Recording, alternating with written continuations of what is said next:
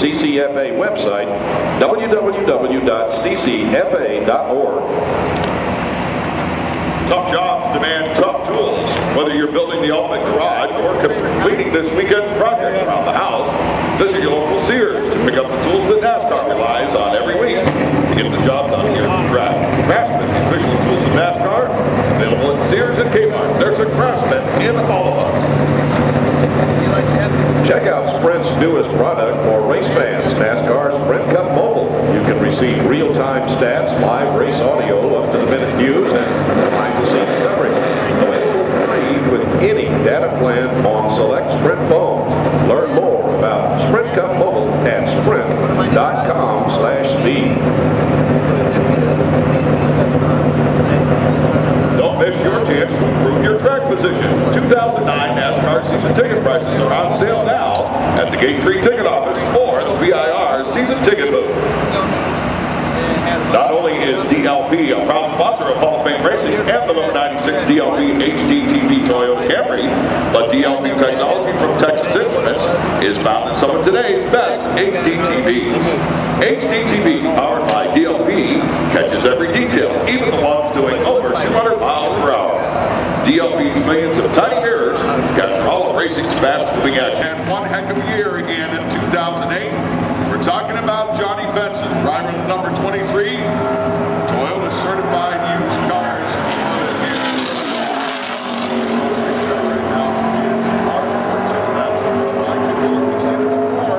Not only this racetrack but others, sometimes they'll put both laps into the books, other times they'll just take what they get on the first lap. Yeah, it's going to be interesting to see. We have 35 trucks that will be taking times here this afternoon in this qualifying session. And like you said, it will be interesting to see if they take one lap or two laps.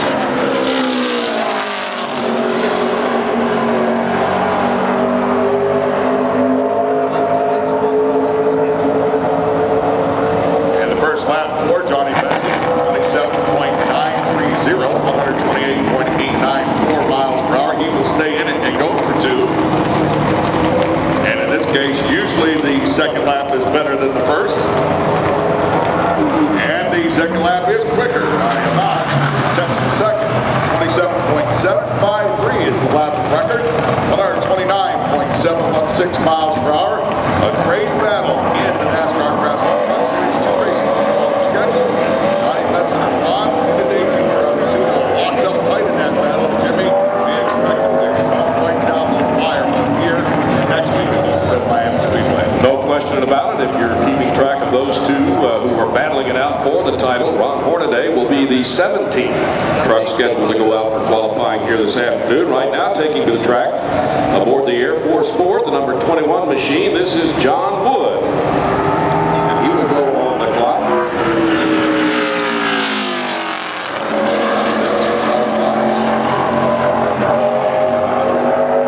29.716 miles per hour. And let's see what John Wood can do as he's midway through the back straight now on his first lap. You got there, okay? Go ahead. You always tell me to call you. Off turn 4. Yeah, you did. He call you from there. And he will qualify. 5 seconds. 846 miles per hour.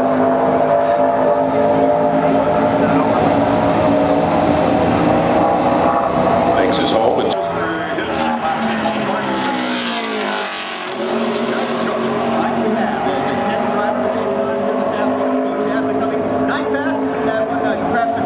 Practice. Tell us how good your truck is. Well, you know, I really don't know. That was a big surprise to us. We weren't very good most of the practice. So the first practice, I think we were 20-something. The second practice, we were 20-something most of the time. And taped up and went good there. So if we can repeat that, I'll be happy with it. Hopefully we get a little better. And hopefully make the race good. We did need that work a little bit to get it to race good. So let's get the fingers crossed here. Yeah, becoming very Threes in the same season. Gave $100,000 to Sam Hart and his family. First of 2 laps, mile away.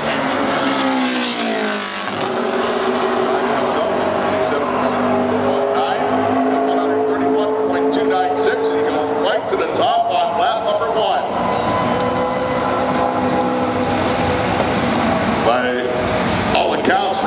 He's decimating the field by a full 2 miles per hour. It's actually closer to a mile and a half, but nonetheless, second lap for Kyle Busch.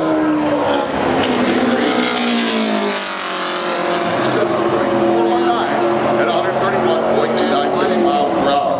And Jim Trado has caught up with Johnny Benson. And the Kansas, he had an 8th place finish there. Backed that up. He was 3rd at Talladega. We thought there for a minute that he may find victory lane at Talladega. Had a 10th place run at Lowe's, 13th at Martinsville, 8th at Atlanta, 11th at Texas. Those are good, solid runs. I don't care who you are. And 3rd at Michigan as well. Add to that. So yeah, they've had a very good season being this young in the series. Let's go back down to Paul. Joe, 11th in NASCAR Sprint Cup Series points is Dale Earnhardt Jr. Just 10 points out of the top 10. As you know, you got to be in the top 10 to go to New York. This is the earliest, as a matter of fact, that I've ever seen Rick Hendrick at the racetrack. He's down here on a Friday afternoon. He and Junior are discussing.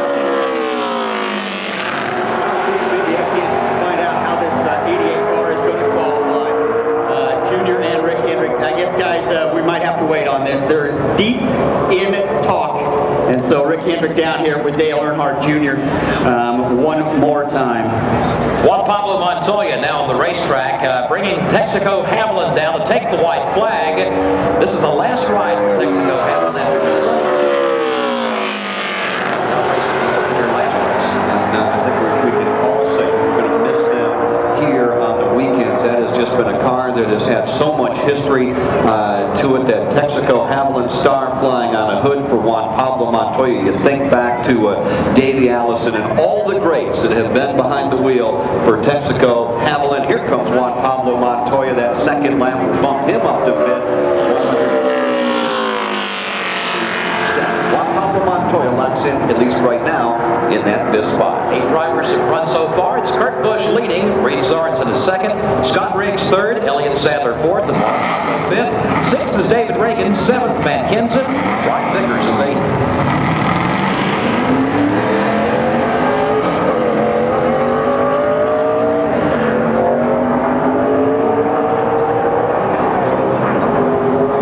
Next to come out for 2 laps of qualifying, the number 43 Cheerios Dodge for Petty Enterprises, Bobby Labonte. Johnny, 21 times a winner in the Sprint Cup Series. He has 27 pole positions to his credit. Of course, he picked up championships in both what was called the NASCAR Busch Series, the NASCAR Nationwide Series in 1995.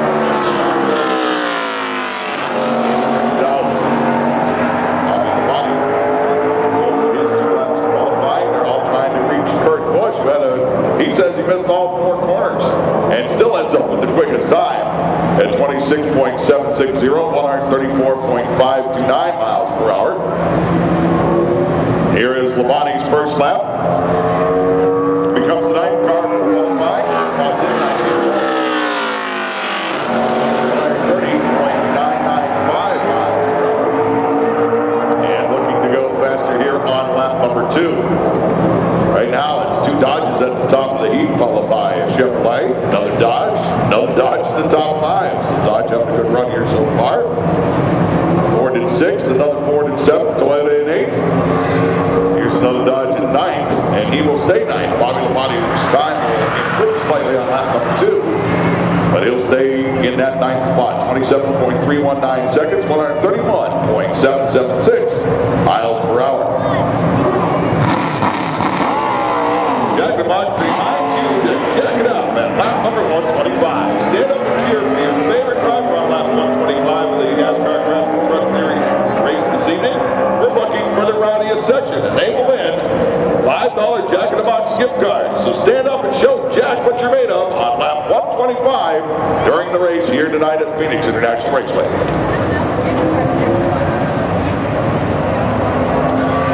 And next to come out for 2 laps of qualifying.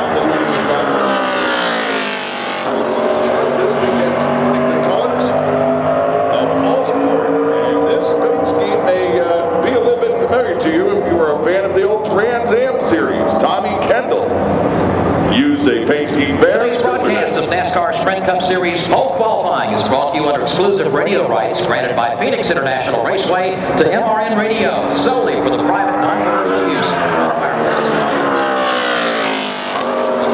description that counts in this event without the express written consent of MRN Radio is prohibited. NASCAR Sprint this afternoon from the Phoenix International Raceway. Glad to have you on board on a beautiful Friday afternoon here in the desert. Jeff Striegel, Joe Moore with you. Paul Bartholomew and Alex Hayden are working pit road. We have had 10 cars of the 44 that are here that have qualified right now. Travis Paul is leading 41.815 miles per hour. Kurt Busch, though, the man they're shooting at, he has the fast speed of the day at 134.529, but we're coming shortly up against a couple of guys who were among the top 5 in practice earlier today, like Dale Earnhardt Jr., he was 3rd quick, Kyle Busch was 4th quick, Casey Mears was 2nd fast, and Jimmy Johnson a little further down the list, he was the quickest in the practice sessions. That'll really kind of set the tone for what these guys will be shooting at today. And right now, again, that speed they're gunning for, 134.529 miles per hour. How does that equate into how they ran in practice? Well, Jimmy Johnson was quickest, as Joe just mentioned, and the fastest lap was 132.8. 2 seconds. Paul Bartholomew quicker in qualifying than what we saw here this afternoon in practice. Carl Edwards pushing his number 99 Office Depot Ford Fusion up in the line here. That Carl sat on the pole here a year ago. 8 starts in the NASCAR Sprint Cup Series. Carl Edwards running Sprint Cup Series points. 106 points. 2 great weeks, Carl. Can you keep it up? I hope so. I love racing here in Phoenix, and we'll find out how fast this car is here in a minute. But you know, we have 2 races left. Hopefully, we can make it exciting there at the end, and it would just mean the world to win the championship. It seems like this is a really good qualifying track for you. How far up do you have to put the car? Qualify in any specific position.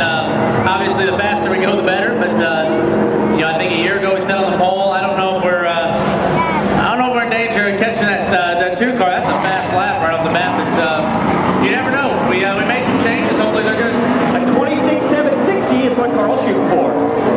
If anybody can do it, he can. He's another one of the drivers who calls this one of his favorite racetracks. Yeah, and for good reason. He's had a lot of success here. He's been here 8 times previously. He's got 5 top 10s.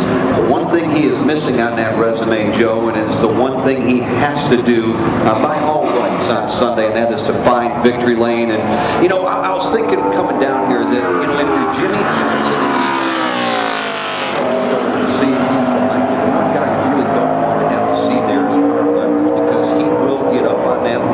and just watching him on the Sprint Vision just a moment ago with Paul Bartholomew, you can just see the focus and the intensity in Carl's eyes. And here we are Friday afternoon, and we're only qualifying. You know he comes to Phoenix focused on one thing, and that's going to victory lane. They're going for a win, and just like that gamble on fuel, that's what it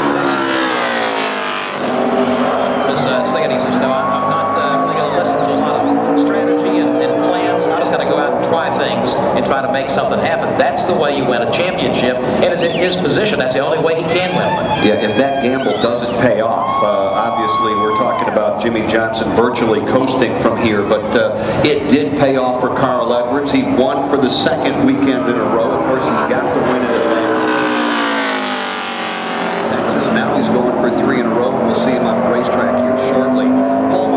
Paul Menard just completed his 2 laps of qualifying, and how about this? All the way to 2nd for Paul, 133.591 miles per hour. A very good lap for Paul Menard. Flies over David, and how about this? All the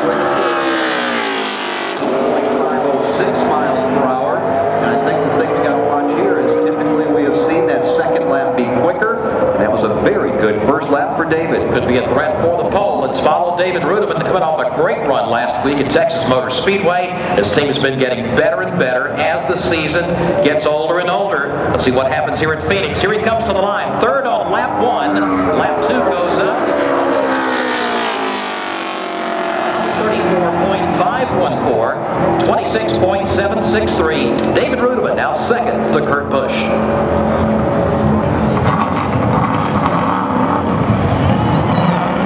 Once again, just want to remind you folks that Jack in the Box wants you to jack it up at lap 1. The quickest, Mark.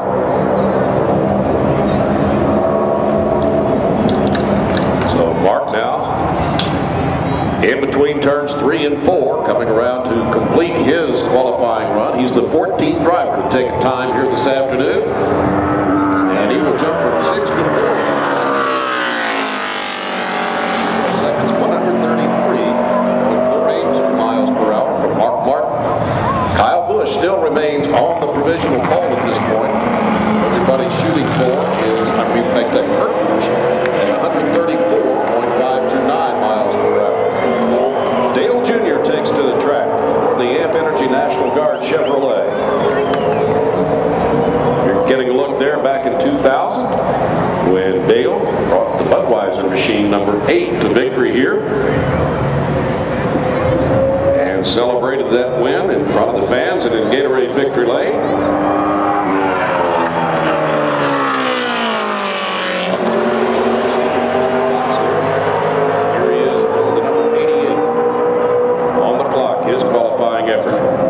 Had one of the quicker times in the top, most of the time, and during practice earlier was in the top 10 to 15 cars. He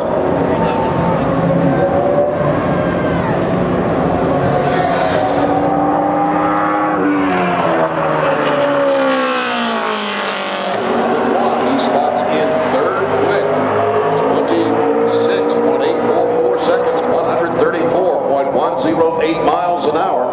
Dale Earnhardt Jr. could well unseat Kurt Busch if he gets a little bit quicker here on lap number 2. Strong off turn 4, out against the wall. Let's see what happens.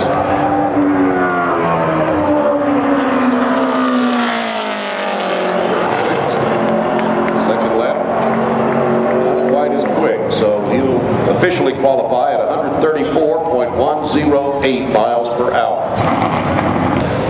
This was back in 2005.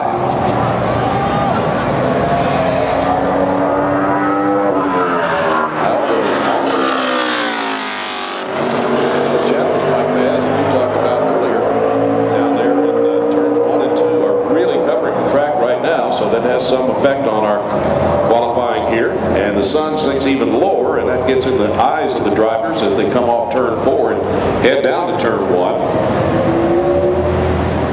So here comes lap number 1 for Kyle Busch. Let's see where he'll slide in.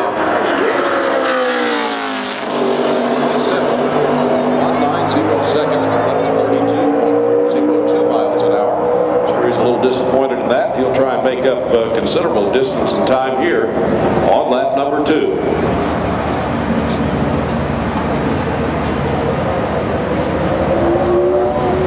Off turn 4, and let's see how much he will improve on lap number 2. For 12th, he will jump to 7th. 133.323 miles per hour. Qualifiers that have gone. Tony Stewart is on the racetrack right now and takes the green flag as we go back to Alex Hayden. You're signing autographs for the fans along here, getting everybody he can possibly get, taking the time with the race fans as he always does. But third right now on the qualifying grid. Dale, tell everybody about your lap out there. Well, the car's really, really good. They did an awesome job getting a good, comfortable car here. I'm really happy with that. I made a few mistakes myself, but overdrove turn 1 real bad on the first lap, and that was the best lap for us.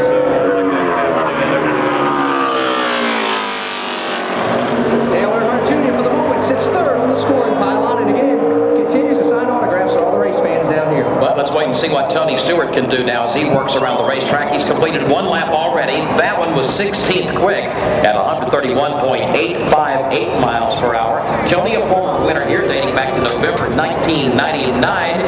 Here he comes to the flag to see the checker waving. Let's see where he lines up. At 132.621 miles per hour. 27.145. Well, right now we've got Kurt Busch up there, which is Ryan Newman's teammate. Ryan, you got a shot at knocking your teammate off the pole here today. Well, we got a shot, yeah. We got the same equipment. Our car was about as good as his in practice. He had a heck of a lap there, and the track was pretty green when he did it. So our track's cooling down, and we'll see what it's like. What does it take to run a fast lap here? It's really better than Kurt. Breaks it down 47. Ryan Newman knows how to do that, that's for sure. Of course, he was the pole sitter back here in the spring, and we will see him him out shortly. Now, Casey Mears was the guy we were talking about just a moment ago. Could he take the pole? His first lap locks him in 9th. Here he comes off the turn number 4. The checkered flag is out. Casey Mears was 9th, and now he's 8th. Miles per hour. So not perhaps as quick as what we thought we were going to see from Casey. Yeah, a little bit of drop-off here as we get into the afternoon hours. For some of these guys who were really fast in the practice session, it'll be interesting to see how that will affect Jimmy Johnson, who's still about 5 or 6 cars down the list. Ryan Newman was in the top 10 in practice. Also, you had Jeff Gordon, who was 7th fast, and Jamie McMurray coming off another good run in Texas last week. McMurray 5th quick in practice here earlier this afternoon. So still some surprises maybe in store for us. And you never know from that last group, the go-or-go homers, when you might see somebody from that pack jump up there at the front of the field. Indeed. A.J. Allmendinger, one of those that comes to mind very quickly, because for a while there in practice, he sat second. Earnhardt Jr. just said that he way overdrove turn 1 on his first lap, and that turned out to be his quick lap.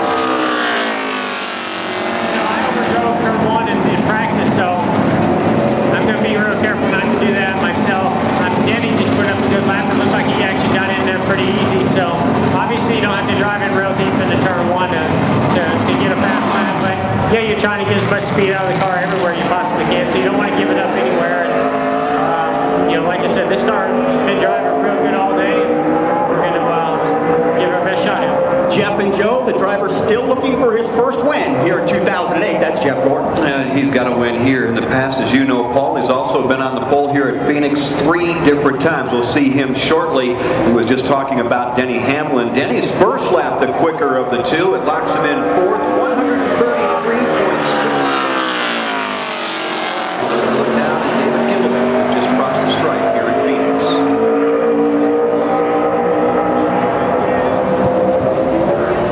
So what has Carl Edwards done in 2008? Well, how about 8 wins to 25?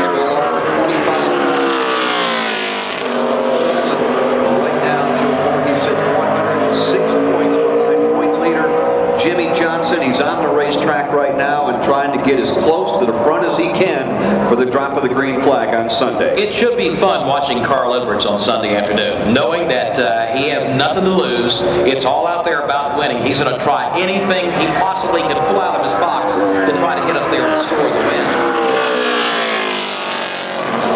133.304 miles per hour, 27.006. Here at Phoenix, he does have 1 pole in November of 07, but at best he's ever started here was 4th, and he did that 2 times. This weekend it'll be 9th, the best that he'll wind up the starting lineup here on Sunday afternoon. But again, I think the fun is going to be watching him on Sunday doing what he needs to do, charging through this field in Carl Edwards fashion. That's going to be part of the excitement. But just watching Carl Edwards get up on the wheel, and it doesn't make any difference what racetrack it is, whether it's the short tracks at Martinsville, the big tracks at Daytona or Talladega, or on a track like this at Phoenix. He will be sawing at that wheel for a while. It's going to be a lot of fun, and I think the thing that we're going to see now is that the fact that he's qualified in the 9th spot, we still have a good 22 drivers left to go, so the odds are he's going to slip even deeper in the field, so he's going to have his work cut out for him, that's for sure. Jeff Burton up next to qualify here at Phoenix this afternoon. Here he comes down to take the white flag at a track he has won at 2 times. Jeff will be 18th quick at 132.333 miles per hour. Jeff with 2 poles to his credit already this year, the first Bristol race, and the second race, Lowe's Motor Speedway. I'd like to add another pole to that list and get a little bit better starting position for Sunday afternoon's race, but he's going to have to jump up quite a bit from 18th on lap number 1. Let's see what lap 2 looks like. He's going to jump to 14th, Joe. 836 miles per hour. So Jeff Burton, another guy that we thought might slide a little bit further up into that qualifying order, does not. Jeff Burton right now in the 14th spot. Let's check in with Alex here. With the driver who sits for the moment in the number 4 position up on the scoring pylon, and he's driving the FedEx Toyota. Denny Hamlin got his first career Sprint Cup Series pole right here. And Denny right now sits 4th, and we're hearing drivers talking about not just the sun as far as affecting the track surface, but affecting you, the drivers, as you go off into the corners. How difficult is it? Yeah, you couldn't see. I could not see one thing getting in turn 1. It's Yeah, it definitely affected my line for sure. I got all over the apron the second lap, and that was going to be the money.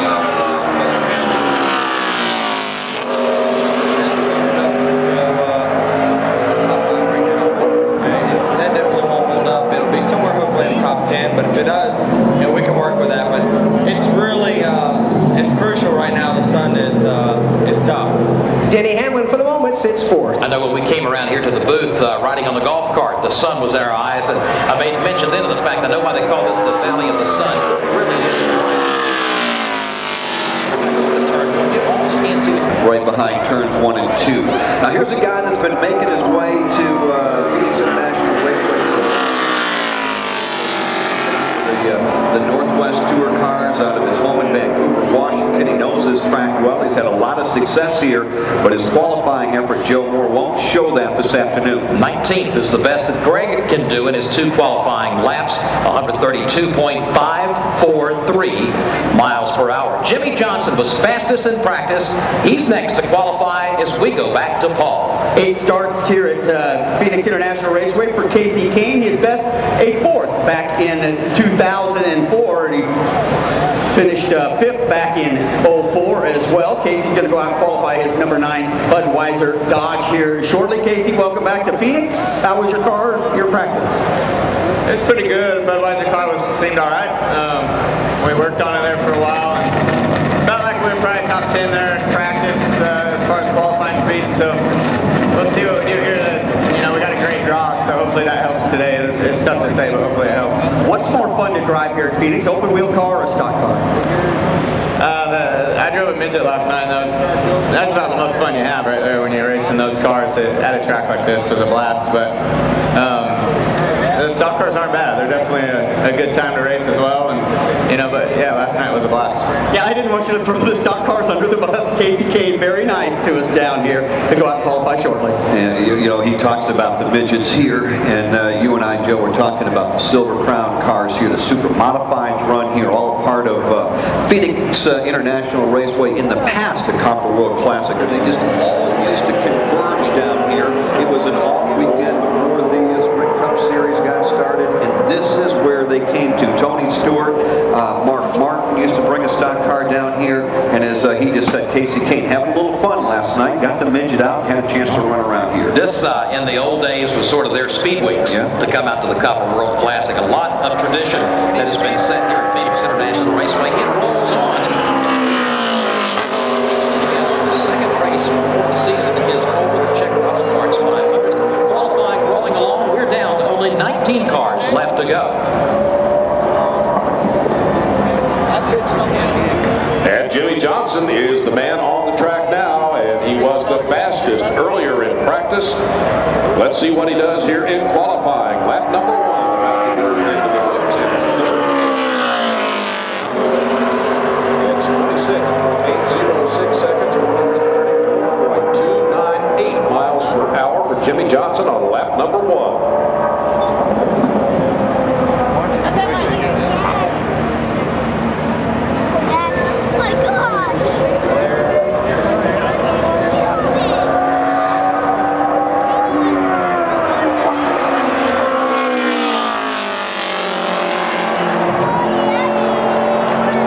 Jimmy Johnson now on the pole with that lap. 26.721 seconds, 134.725 miles per hour. It's us this weekend. Unfortunately, this stuff is real far off. They're trying the best they can to sort it out, but I mean, all the guys here are more than helping.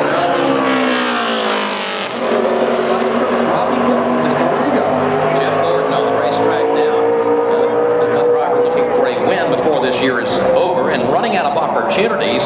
Jeff and Matt Kenseth comes to mind right off the top of my head here of guys that are still looking for that first win of the year. Very uncharacteristic for both of them.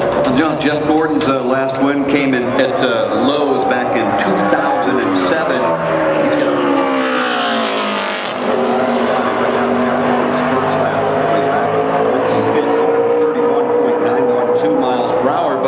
You know, Joe, when you look at tracks that you think that Jeff Gordon can break break out of it and get a win, you have to think about this place right here where he's had so much success. Had a win here in November of 2000, or rather April of 2007. Jeff seems to be better and better all year. Has never really been that way. Top 10 contenders, has not quite broken into victory lane. He completes his 2 laps, Jeff does, and winds up 6th overall in the qualifying session, 133.730 miles per hour. Brings us down to Martin Truex Jr. to roll next. Kevin Harvick follows. For those guys that we're getting into that group of right now, after Robbie Gordon completes his 2 laps, a matter of just being quick enough to be in the field and then worry about what you have for race day. Robbie Gordon on the track now, his first position for Robbie at 131.396 miles per hour.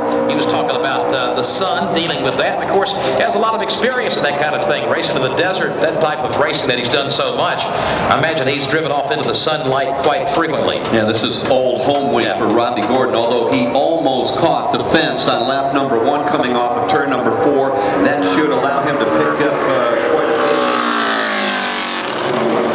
25th, a much better lap for Robbie Gordon, 132 points. And Johnny Benson has seen his points lead shrink in the last 2 weeks. He's trying to win his first Truck Series title to go along with his 1995 NASCAR Nationwide Series Championship. He's rolling out 14th tonight. He'll need a strong run as he holds just that 6-point lead over Ron Hornaday, as we mentioned.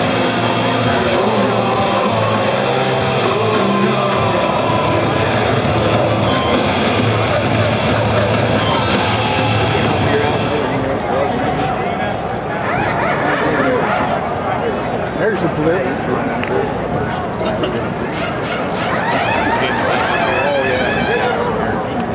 Ladies and gentlemen, please welcome back President and Chief Executive Officer of Lucas Oil, Forrest Lucas, as he delivers the most famous words in motorsports. Gentlemen, start your engine.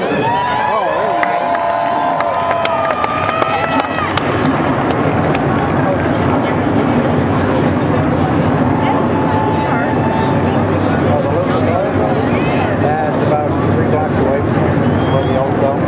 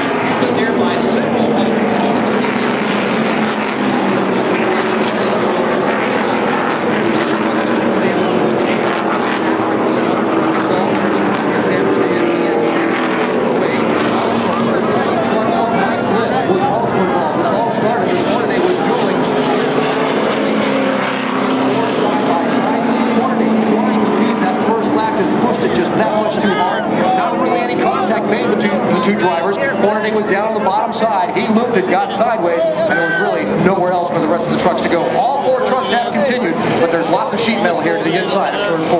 Hornaday pulls his truck in behind the wall with significant damage, as we told you. Also damage on Johnny Benson's truck, but not quite as bad as on Hornaday's. We'll follow up when we come back. We talk about it all the time. You never know what is going to happen in a race. If we had tried to predict any kind of scenario coming into tonight's race, I don't think anyone could have done it.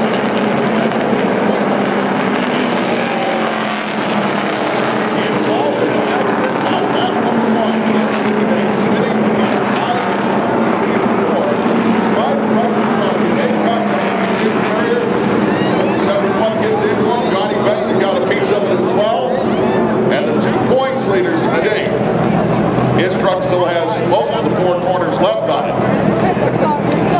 Cannot say the same for Ron Hornaday Jr. As much as we build up this great championship battle here at Phoenix tonight on the first lap, both contenders involved in a crash, along with about 6 others. Ron Hornaday's truck is behind the wall. Winston Kelly's there. They're swarming all over it, Joe. There's a lot of damage to the left front of his.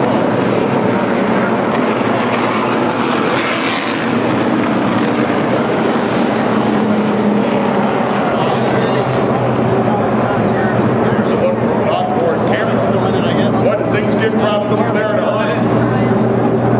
Back at Phoenix International Raceway on the first lap, the 2 championship contenders involved in a crash over at turn 3. Let's go back to Dan Hubbard for a recap on how this thing started. Well, again, it was Ron Hornaday who was involved in the championship for the NASCAR Craftsman Truck Series, dueling with Kyle Busch on lap number 1, and that started coming off of turn 2. Kyle Busch got a great run. Hornaday did not want to give up the lead at any cost. When they came through turns 3 and 4, they were absolutely side by side. Hornaday just lost grip. The rear just snapped around on him. He couldn't maintain control. Slid it sideways from the center of the corner all the way to the exit of turn 4, and then was collected by Mike Bliss. And other trucks here to So Ron Hornaday has climbed from his truck, not to go sit on some tires, but to try to help this team get that truck back out. No, we can't get a comment from Ron Hornaday, but the main reason is he isn't part of the repair effort. Just a moment ago, he had a couple of mallets out. He was pounding on the left rear quarter panel.